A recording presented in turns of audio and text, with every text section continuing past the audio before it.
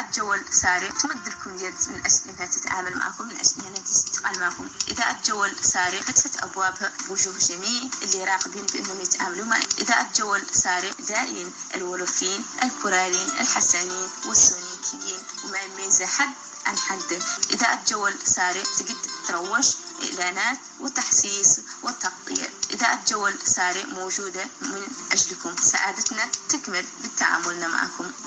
radio mon radio jogol sari arrivé do jungo ngam yidde golla dade mon e kala fanno jidir don faltaaki tabado pour le soninke wolof e kala leñol so jiddon ko wadanede publicité reportage communiqué erango radio jogol sari wonan do ko onon odon bawi noddude e 46 53 84 09 wala 44 18 77 18 to caggal leydi +1 513 957 87 93 weltare amen ko liggondude mon dum non bismillah mon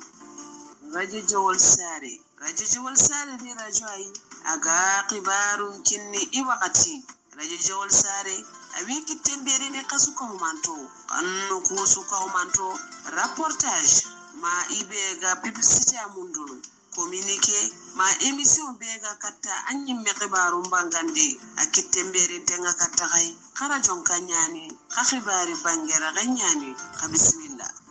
Radio Jowol Sare mu ngi leen di tàllal loxo ngir ànd ak yéen liggéey tukulóor laan soninke olof bàyyi wuñu kenn képp ku fi ñëw lépp loo bëgg ñu defal la ko ni nga ko bëggee muy publicité communiqué. Radio Jowol Sare tàllal na leen loxo yéen ñëpp képp kuy xeet boo xamante ne yaa ngi ci àddina bi rek Radio Jowol Sare mbégteem ak bànneexam mooy ànd ak yéen liggéey kon bismillah. jam hiramon bandiraɓe sehlaɓe heɗotoɓe radio Jowol Sare garti hannde oɗo ñalawma altine hawri ko 10 lewru juin hitande ujunnaji ɗiɗi nogas e nayyi khabruji moɗon e demgal pulaar guitorɗen khabruji men ko toon to États-Unis ene wayni ko hande hono kanko Hunter Biden ko yimɓe 12 suwaɓe pour yo keɗo ñawore makko fuɗɗisi hande non ko caggal nde kamɓe défense e kamɓe procureur kamɓe ko gore maɓɓe foof nde wi hankadi gasni yenno dossier ji mum ɗi jogui pour soit takkudemo soit défendudemo ɗum noon kamɓe jiruruji ene wayno ɓe puɗɗima wadde délibération mabɓe hande ñalawma he janggo ñalawma ha talata ɓe gartata no siftini ɗon tan kanko takka wonde ko e nder hitande ujunnaji 2017 tawa ɗum sawmone drogue omo hutoro drogue o wawi sodde fetel e fetel o kadi o soodi ɗum nde henna o jaabima namde ɗeɗo e nder ɗeɗon namde ɓe mbi wonde ɓe tekkimo wonde ko semti o wi wonde ko oɗon saaha wonani e drogue ɗum noon ene wayno ɗum ko procureur haali défense noon kañum hoore mum holli wi wonde ko oɗon saaha ene waɗi lebbi seeɗa kanko hoore makko oɗon saaha o winoma wonde ko natti hutorade drogue e kadi tugnade kadi e heɓlo ngo o jogino fati walludemo sertude drogue oɗon saaha ene wayno ko on wawno sodde fesil hollam no fewi kayitaji ɗi ganduɗa kanko hoore makko windi ɗum e mémoire makko oɗon saaha woni koye drogue walla o natti wonde drogue ko wawi wonde fof ene wayno ko daminako maɓe garta janggo pour continude ko fati haalde est ce que kanko ko coupable wona coupable e siftinde ɗon hono kanko président Joe Biden o e nder konngol ngol ƴefti o jaabima namde wi wonde ko président des États-Unis kadi ko bam hoɗo suko kono way so tawi suko o tama wonde ko juroro mbi wonde ko kañum toñi ene wayno kanko président Joe Biden o yafota ko ɗon on wawi yafade ɗum tawde ko ñawore fédéral kono o wi wonde ko maw respectu nde ɗo ñawore ɗum ɗon fof noon ko comparde hoore makko e Donald Trump calliɗo kañum ha hande calliɗi wonde ñawore wonde toon to New York nde ko ñawore rewde lawol hande ko fati politique ono kanko ancien président Donald Trump hande kadi woni ñalawma makko bosu taw ko bato virtuel ɗum noon ko bato taw ko wona kanko hoore makko emo waddata bato ɓe joddaki nokku goto ɗum noon ko probation yimɓe service probation wonɓe toon to New York ko mbaddano e makko hande e kadi ene wayno namdotono ɗo makko debbo mo ganduɗa cuɓaɗo toon to département mo toon to New York ko patuɗo ko fati ñawoje e wayno e tugnade noɓe kaalini hono kanko juge marchand o jaɓino wonde ko kanko Donald Trump hono goto e avocat ji makko ma tawe ɓe kutiri gonɗa ko internet mo ganduɗa en hisini fewi ko wawi wonde fof ene wayno ko kanko Donald Trump noon ko hande fotte probation pour ɓen namdom fof ko gueɗe ɗe ganduɗa poɗɗe waɗede guila kanko hoore makko ñawore makko yaltani ko fawa noon pour ko fati ñawonde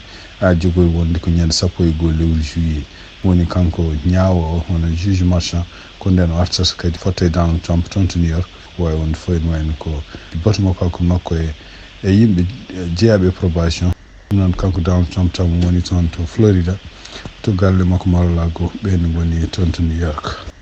Kabaruji e ɗemngal Pulaar e radio Jawol Saare. to New York ɗum ko habaruji international hono kamɓe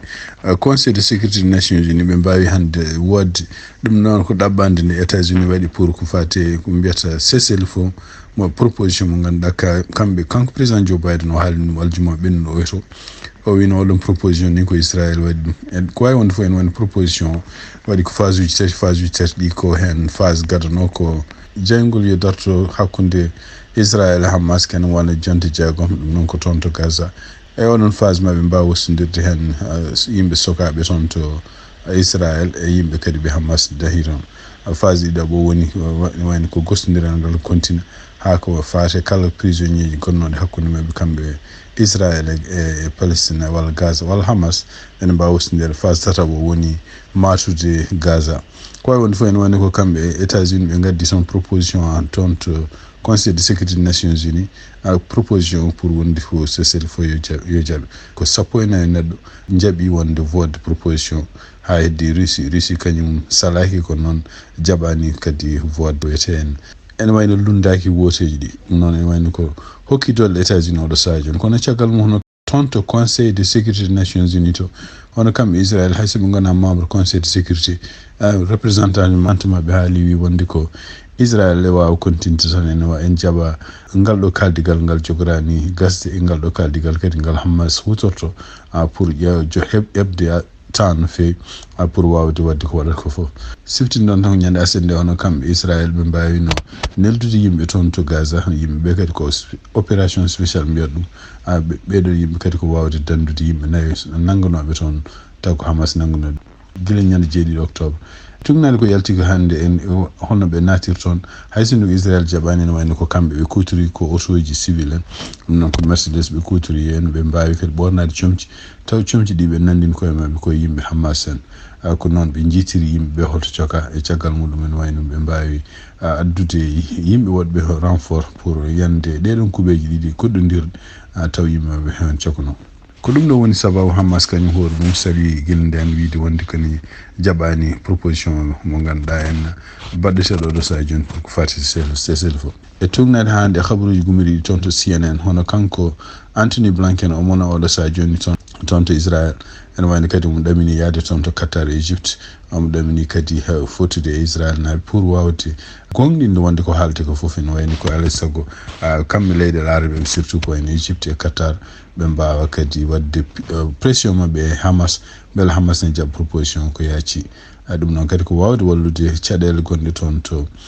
Gaza ɗe surtout wonande civil en Palestine naɓe e surtout kadi wawde wallude Israël naɓe ko yimɓe mumen nanggaɓe noɓe mbiri artirede ha hande tugnade kadi habaruji gomiriɗi toon to BBC e nder kanko Anthony Blinken ko hutorto surtout ko ñande samedi nde nono kamɓe Israël naɓe noɓe janiri toon to Gaza pour artirde yimɓeɓe ni ene wayno ken wiye joni kenen ɓuura 1,7 neɗɗo civil en maayi hen ɗum ɗo fof ko gueɗe ɗe ganduɗa en ko yiiɗi wonde ko Hamas walla yimɓe wonɓe toon to Gaza wonɓe toon kadi to Palestine paama wonde ko ɗum ɗo plus nanodiral ne wasa jaɓede guerre no continue ɓoyde hawnaki ɗum ɗo fof ko caɗele ko wawi wonde fof no kanko Benjamin Netanyahu haysindo omo jogui oɗo saha joni caɗele wonde ko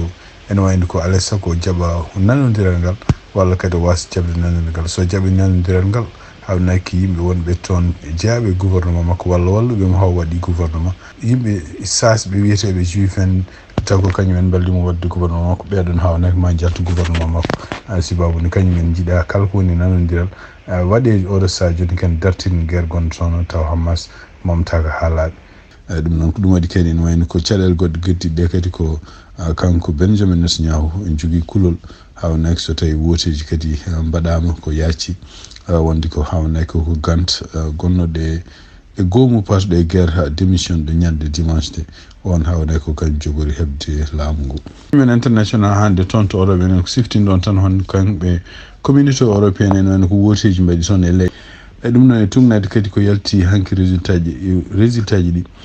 ko ɓuuri famede tan ko yimɓe joguinoɓe opposition surtout yimɓe teskita e ɗiɗi o woteji baɗɗi toon to Europe hanki e surtout ko wayno partiji lundu partiji kadi lundiɗi ko ɓuuri hewden ko fate gueɗe baɗɗeteɗe joni ko fate immigration gueɗe baɗɗeteɗe ko fate hay covid ni ko kañumen ɓuuri hewde woteji toon ɗum noon en jaa hen toon to France hono rassemblement national mo kanko Marine Le Pen wartino toon to Allemagne kadi parti lundu gonɗo toon e leyɗele goɗɗe Europe ɗum noon hawnaki ko gueɗe jogorɗe waylude no fewi e duuɓi garoji ɗi henno hono communauté européenne ne jogori liggodirde e aduna surtout ko fate immigration ko fate ngaalu ko fate kadi gueɗe parɗe e cellal ɗum noon ɗum waɗi hanki teskitede hono kanko président mo France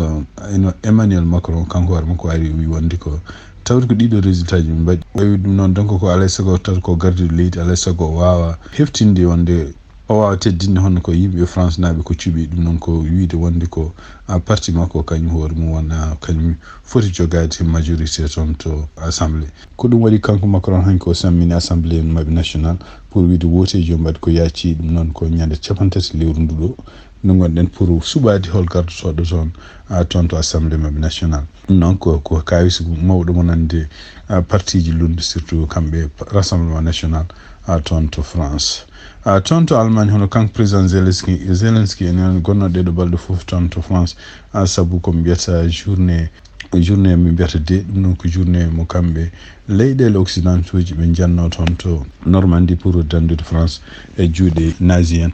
ene wayno ko kanko président Zelensky hande ñalawma kadi o yettima toon to Berlin to mo foto toon e chancelier Olaf Scholz e kadi kanko hoore makko ma o tawa e conférence baɗeteɗe ɗum noon conférence o ko fate holno Ukraine holno matirte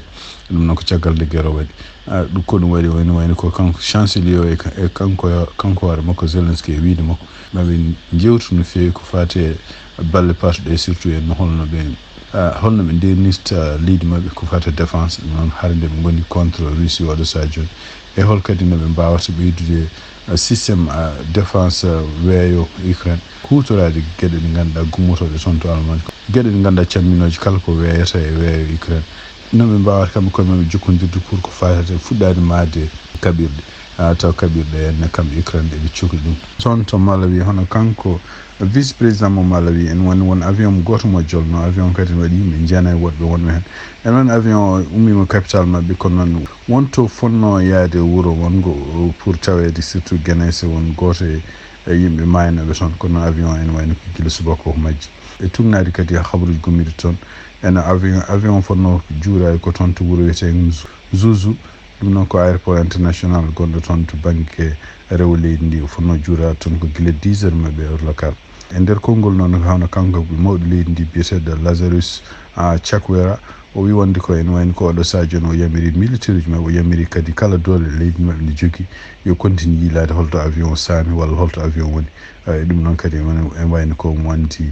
ko hunde musde kono noon o wawata woppude ɗeɗo gueɗe haaɓe min kanko hoore makko noon e nder jillugon jogui noon faade toon to Bahama en wayno kanko hoore makko kansili fof mum fonno yaade toon to Bahama hande subaka altini pour tawtorede toon bato joni ko woni sababu oɗo avion o majji walla o ronki ande to woni ɗum kadi ko hunde nde ganduɗa andaka oɗo saha joni e tugnade kadi e général Valentino Fieri ko haalde makko kanko Chakwera kanko kadi leydi eɓene continue yilade avion pour andude holto avion woni habaruji men international cakkitorɗen ko toon to Sénégal ɗum noon e tugnade kadi eko winda toon e presse sénégalaise international kanko Ousmane Sonko gardiɗo laamu Sénégal caggal konngol ngol ƴefti hanki toon to conférence walla batu wannungo toon ko batu mbiyata jeunesse wannungo toon o haali kadi kewɗe ko fate surtout yennude yimɓe ardiɓe galleji jayniyankoɓe surtout o wi o ɗiɗon galleji jayniyankoɓe enen jogui ñamale kewɗe en ñamale ɗe kadi o takki ɗumen kadi ardiɓe ɗiɗon galleji ko yimɓe ɓe ganduɗa en wujjuɓe walla ko yimɓe ɓe ganduɗa fodɓe sokede sibabude won kalisaji kewɗi ɗiɓe jogui ɗum noon ko kalisaji laamu aɓe wawa puɗum ɗon ɗum noon waɗi réaction ngaji no fewi réaction ngaji ɗi kadi en wayno ko ɓuuri teskirede hen ko biyeteɗo Alassane Samba Diop kañum woni directeur journal biyeteɗo journal en ligne biyeteɗo E-Media o haali o wi wonde ko oɗo saha joni e wayno ko kala ko laamiɓe potanno yimɓe hade élection ngaji ɗi ɓennude ɗum noon ko surtout en waylude ko fate gurdam toon to leydi Sénégal ay ɗum ɗon ha hande en wayno ko tawama wonde ko kamɓe gouvernement ɓe ngalana ɗum peeje. kanko Alassane Samba Diop noon o wi kadi continue kadi haala o wi wonde ko tawde gouvernement oɗo saha joni ala peeje ɗe jogui pour wawde reglude walla wawde gomɗinde ɗeɗo podanɗe ɗe mbaɗanno leydi ndi hen surtout ko fate en ustude prix ji ñamde ustude kadi gueɗe caɗele gonɗe oɗo saha joni hono kanko Ousmane Sonko feere mabɓe tan ko yande walla bonnude inde galleji jani en koye donc ene wayno kadi o continue haali wi wonde ko koɓe panno ko fadano en oɗo saha joni ko hawnaki prix ji gurdam toon ma us walla kadi solution ngaji goɗɗi ma gadi ko fati caɗele toon to Sénégal kono noon wi wonde ko en wayno ko hande kanko surtout kanko Ousmane Sonko ɓe cikkata hande ɓe goni koye opposition au lieu de famde wonde ko kamɓe goni hande laamiɓe ko poti addude résultat ji e kamɓe kadi poti haaldude yimɓe taw ko kaldigal deñuɗo ɓernde mumen taw ko kaldigal kadi walla kadi taw ko solution ngaji démocratique on analyse kadi hono biyeteɗo Anta Babacar Ngom ɓeɗo fof on kañum meeɗi wonde candidat wi wonde Ousmane Sonko ene wayno oɗo saha joni gueɗe ɗe waɗata e kañum hoore mum nanguir hoore mum jeeya koye opposition hono kanko Anta Babacar Ngom noon o wi ko joni wona ruttisade e waɗande yimɓe poɗande ɗum woni promesse mais o wadde ko wino o wadde kadi hollude kadi mbawka ɗum noon ko ɗum woni ko kanko Anta Babacar Ngom haali ko way wonde fof ene wayno ko kanko Ousmane Sonko surtout toon toon tawnoma toon hanke batu bannogo toon to Dakar ɗum noon ko batu mo mbiyata jeunesse waɗi noon eti kadi kanko ɓurno kadi jogade toon konngol o haalino hen haalluji kewɗi ko jiida tan yennude presse yennude kadi e magistrat ji ene wayno o yennino o haalino hen haalluji kewɗi ko fate en caɗele gonɗe oɗo saha joni toon to Palestine Israël ko takka waɗi génocide o haalino hen kadi hawruti hen wi wonde komo ñaagui yimɓeɓe yo juulan yo mbaɗɗa minutaji pour juulana palestinaɓe kono noon kadi o wino kadi ene wayno ko yimɓe yo juulan kadi hono yimɓeɓe ganduɗa nangganoɓe walla waranoɓe e temps Macky Sall o haali laamu Macky Sall ko laamu bonko e gueɗe mbaɗe noon ɗum ɗo foof ko gueɗe ɗe ganduɗa oɗo saha joni waɗi réaction ngaji kewɗi wonande toon to Sénégal ko fate haalluji makko kanko Ousmane Sonko. bandiraɓe sehilaɓe heɗotoɓe radio Sar ɗi kabaruji min jogon noon hannde ɗemgal pulaar siftinɗon tan hannde ko altini 10 lewru juin hitande ujunnaji 2024 yen mbaal jamma e gartu jam kadi so tawi Allah jaaɓi ɗemgal pulaar on jarama ko musidɗo mon Amadou Touré haaldane on ha janggo on jarama.